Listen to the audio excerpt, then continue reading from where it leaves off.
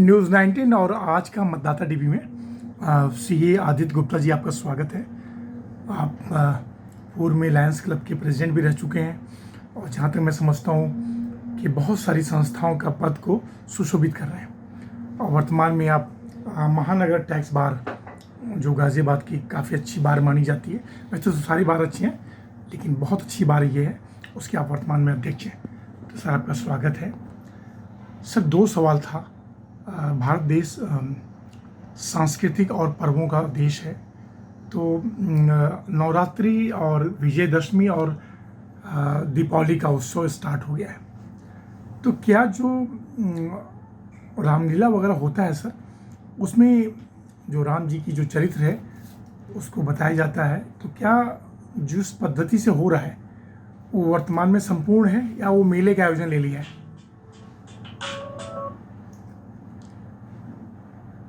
Sir जब thank you sir.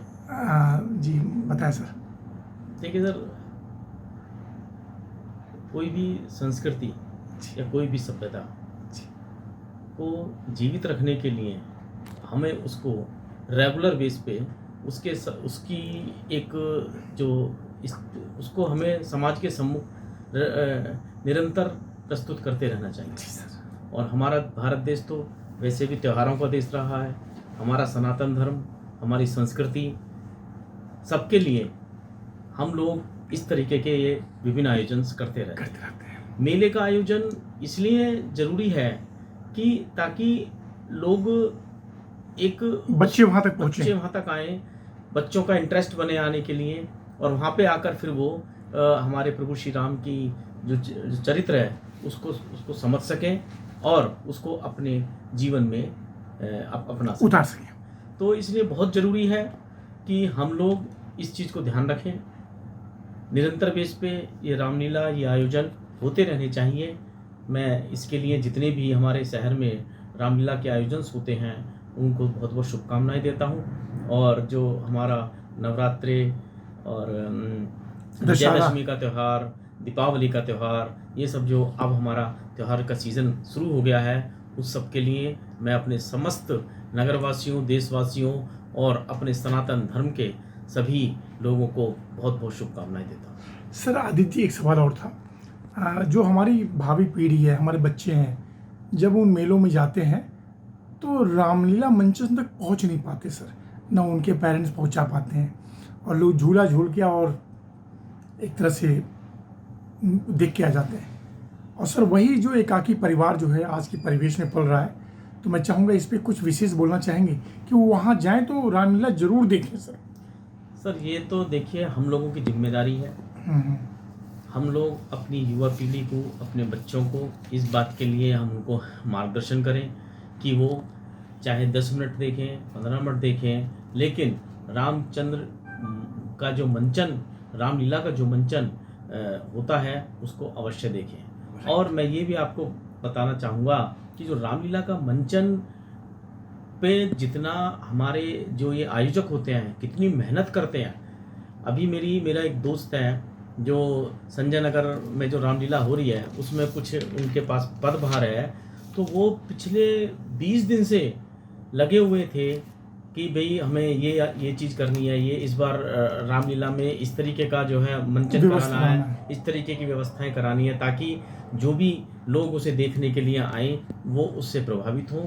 तो अब कुछ ना कुछ जिम्मेदारी तो हम लोगों की भी बनती है कि हम अपने बच्चों को, युवा पीढ़ी को वहाँ लेकर जाएं और उनको उस मंचन को अवश्य दिखाएं। सर बस 2 सवाल और था। आदित्य जी बहुत व्यस्त हैं आप, मुझे पता है। जो विजयदशमी ये दीपावली होता है सर, उस दिन बहुत ज़्यादा पटाखा छोड़ा जाता है और जो बुजुर्ग या जो बच्चे होते हैं उनके हार्ट पे बहुत दिक्कतें आती हैं, तो कुछ अपील करना चाहेंगे कि पटाखा न छोड़ें और मिट्टी के दीपक ही जलाएं सर? देखिए सर, दीपावली पे जो पटाखे छोड़ने की प्रथा है वो प्रथा बहुत पुरानी है। मैं मानता हूँ कि पटाखे जलाने से वायु प्रदूषण होता है, लेकिन ध्वनि प्रदूषण भी होता है, लेकिन यदि हम संयमित होकर आतिशबाजी का प्रयोग करें, अर्थात बहुत ज़्यादा आतिशबाजी ना जलाएं, केवल एक फुलझड़ी या अनार सिंबलिक तौर पर यदि हम अपनी इस प्रथा को बनाए रखें तो अच्छा रहेगा। लेकिन चूंकि अब हम माननीय सुप्रीम कोर्ट जी द्वारा इस पर पूर्णतः प्रतिबंध लगाया गया है, मैं उससे सहमत नहीं हूँ। थोड़ा बहुत जरूर इसमें हम लोगों को वो मिलनी चाहिए, लिबर्टी या परमिशन मिलनी चाहिए कि हम अपने उत्साह को एक दिखा सकें। लेकिन इसमें हम लोगों की भी सामाजिक जिम्मेदारी बनती है कि मैंने देखा है अधिकांशतः जो परिवार होते हैं, जो समाज के धनंडे लोग होते हैं, वो इसको एक दिखावा बना लेते हैं जी। और बेइंतहा आतिशबाजी करते हैं। अगर हम उस पर कंट्रोल कर लें, हम उस पैसे को अपने समाज के निर्धन वर्ग के लोगों को कुछ गिफ्ट देने में, मिठाई देने में अगर हम उसको खर्च करें तो वो ज़्यादा अच्छा लगेगा। लेकिन मैं ये भी नहीं चाहता कि आतिशबाजी बिल्कुल बंद हो जाए, लिमिटेड हो, बहुत लिमिटेड हो, और हम लोग इस जिम्मेदारी को मानते हुए अपने बच्चों को थोड़ी बहुत आतिशबाजी की हमको जो है अनुमति देनी चाहिए। जैसे फुलझड़ी जला लें, फुलझड़ी या हल्का फुल्का अनार, बस भाई ध्वनि वाला जो अनार बम या जो बम वाला जो पटाखा होता है वो हमारा खत्म होना चाहिए। वो तो मैं भी सहमत हूँ, वो खत्म होना चाहिए। लेकिन छोटा सांकेतिक रूप से हमें आतिशबाजी की परमिशन मिलनी चाहिए। असल जो मिट्टी के दीपक है सर, उस वर्ग या सेक्टर धीरे धीरे खत्म हो गया, तो क्या अपील करेंगे कि हर घर में मिट्टी के दीपक? मैं इसके लिए अपने सभी नगर वासियों से, सभी से प्रार्थना करूंगा कि हमें मिट्टी के दीपक का, हर घर में मिट्टी के दीपक, मैं इसके लिए अपने सभी नगर वासियों से, सभी से प्रार्थना करूंगा कि हमें मिट्टी के दीपक, कपास की बत्ती और सरसों के तेल का ही दीपक जलाकर अपने इस त्योहार को मनाना चाहिए।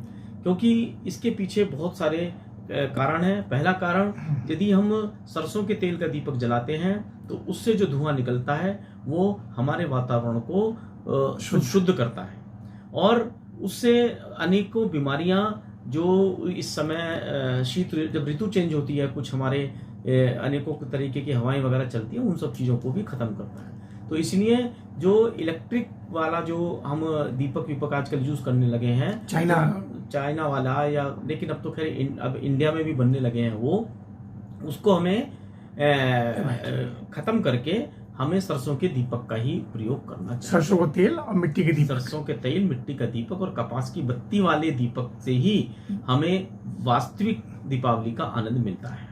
आदि सर, बस एक सवाल और था सर, बहुत चीज़ों, बहुत सारी संस्थाओं का जो आप नेतृत्व कर रहे हैं, लेकिन जो महानगर टैक्स बार है, तो सर उस पर मैं एक बस केवल सवाल पूछूंगा, क्योंकि त्योहारों का पर्व है, कि जो महानगर टैक्स बार का जो सबसे बड़ा उद्देश्य है वो टैक्सेशन व्यवस्था को लेकर क्या है सर? सर मैं आपको बताना चाहूंगा कि महानगर टैक्स बार एसोसिएशन ने अभी अपना 17वां स्थापना दिवस 6 अक्टूबर को मनाया था, जिसमें हमारी नगर की मेयर आदरणीय सुनीता दयाल जी भी आई थी। उन्होंने भी हम लोगों का मार्गदर्शन करा।